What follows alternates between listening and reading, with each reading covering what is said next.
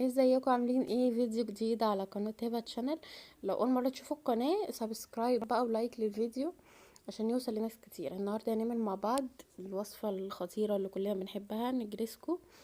جميلة جدا وكلنا بنحبها، وزي بتاعة المطاعم كده، وسايحة بقى، والبشاميل سايح كده وجبنة جميلة بجد، هتعجبكم قوي. شوفوها على طريقتي وان شاء الله تعجبكم. ده شكلها بعد ما طلعتها. دي المقادير، انا صورت لكم كده المقادير كلها جنب بعض.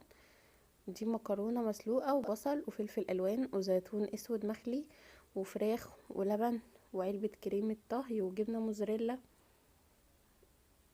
ودقيق وسمنة.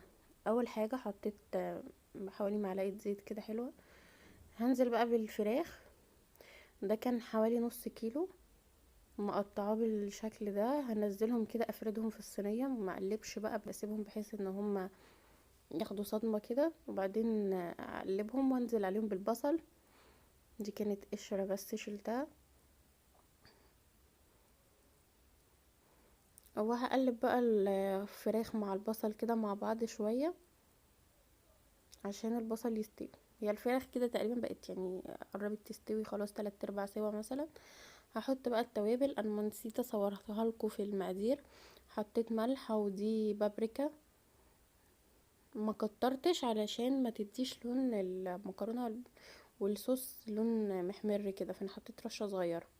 توابل الفراخ رشه صغيره برضو عشان متغيرش معايا اللون. فلفل اسود بس كده، مش هستخدم توابل كتير.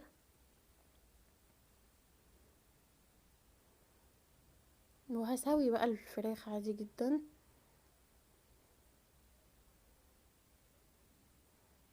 ده بعد ما سبتها شويه. وهبدأ دلوقتي احط لها الفلفل الالوان، انا قطعت اخضر واحمر واصفر، يعني المتاح عندك. اخضر بس او احمر اصفر بس، او الفلفل اللي هو الحراق اللي انتي بتحبيه. انا حطيت زيتون مخلي، ما حطيتش كتير عشان متبقاش مالحه كده. وبرده في الملح ناخد بالنا، بحيث ان احنا هنحط الملح قليل عشان الزيتون هيملح شويه،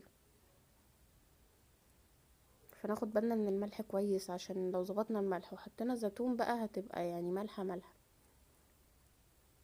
هنقلها بقى على العين التانية وهسيبهم كده مع بعض يستوي. هقلبه كده من وقت للتاني علشان بس ايه ما فيش حاجه تتلسع. هعمل الصوص بقى جنبه كده عقبال ما الفراخ دي الفلفل ياخد تشويحه والزيتون تشويحه كده، بس مش عايزاهم يتهروا معايا. هحط هنا السمنه، يعني الصوص ده شبه صوص البشاميل او يعتبر زيه يعني، بس اختلاف في القوام بقى. انا حطيت معلقتين سمنه كبار.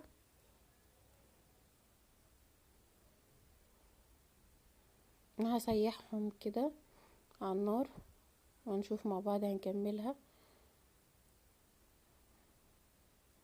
هقلب بقى من وقت للتاني الفراخ عشان مفيش حاجه تلسع مني زي ما قلنا.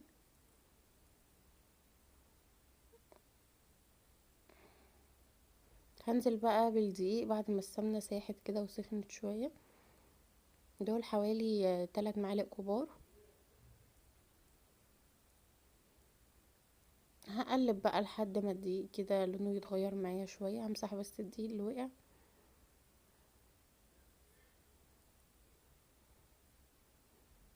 وهنشوفها بقى محتاجة دقيق تاني هحط لها، او محتاجة سمنة تاني هحط لها. انا بفضل اعملها بالمضرب احسن من الاسباتيولا علشان ما يكلكعش معايا.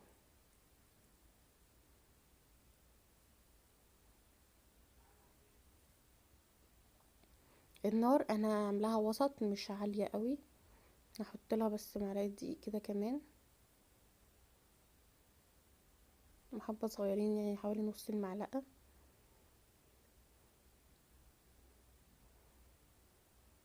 احنا مش عايزين الصوص يبقى سميك قوي، لو بتحبوه سميك ممكن زودوا الدقيق اكتر من كده.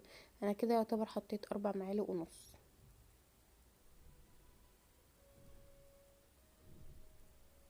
هنقلبه كده لحد ما اهو بيغلي كده من الجناب.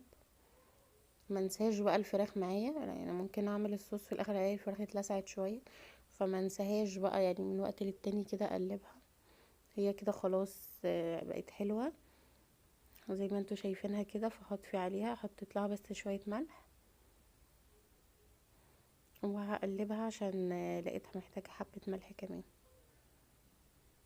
وهطفي عليها بقى خلاص كده.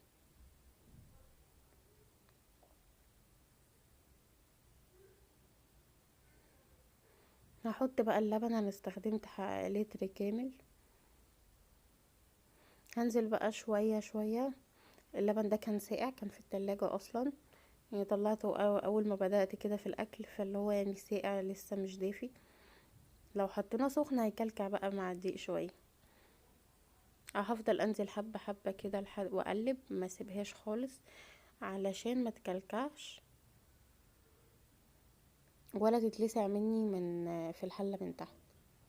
هو السيراميك طبعا مش بيلزق فيه حاجة، بس يعني ايه، نفضل نقلبها كده اضمن طول الوقت. حطيت لها بس نص كوباية مية، لقيتها محتاجة حبة مية صغيرين. ما حبيتش احط لبن تاني، قلت كفاية يعني لتر.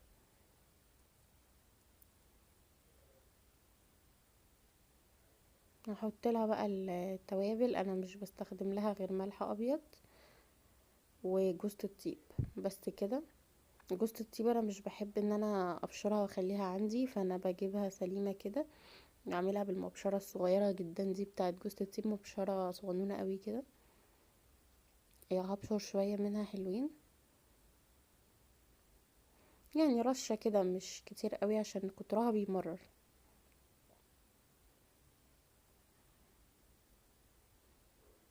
هقلبه بقى، هنشوف مع بعض قوامه عامل ازاي. اهي بدأت تغلي، بس أنا عشان موطية عليها فمش بتغلي جامد، بس هي كده بتغلي.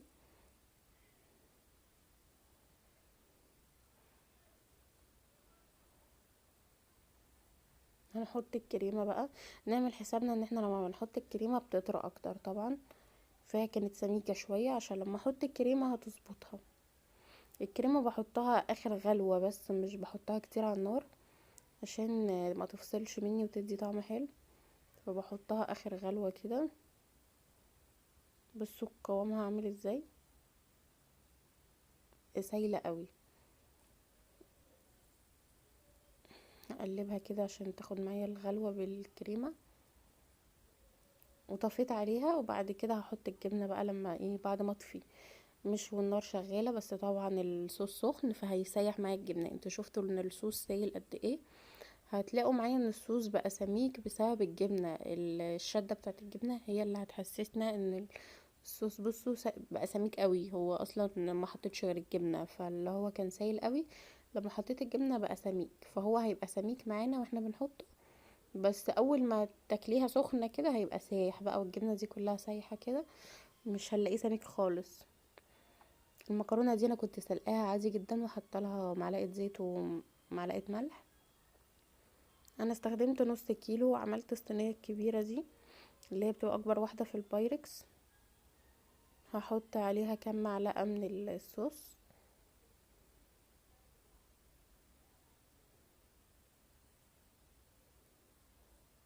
وهنزل عليها بقى بالفراخ، اللي بالخضار بقى، بالفلفل والبصل والزيتون وكده، وهقلب. اقلب بقى كله كويس مع بعضه. هحط بس تاني صوص ابيض، لقيتها محتاجة. انا حطيت اغلب الصوص على فكرة جوه في المكرونة، يعني ما سبتش غير حبة صغيرين على قد الوش بس، لان هو اصلا كده كده كله متقلب في بعضه. هحطهم بقى في البايركس عشان لو في حاجة من تحت كده ما اتقلبتش هقلبها معايا. وهظبطهم كده واسويها بحيث ان هي يبقى الوش بتاعها متساوي كده بالشكل ده.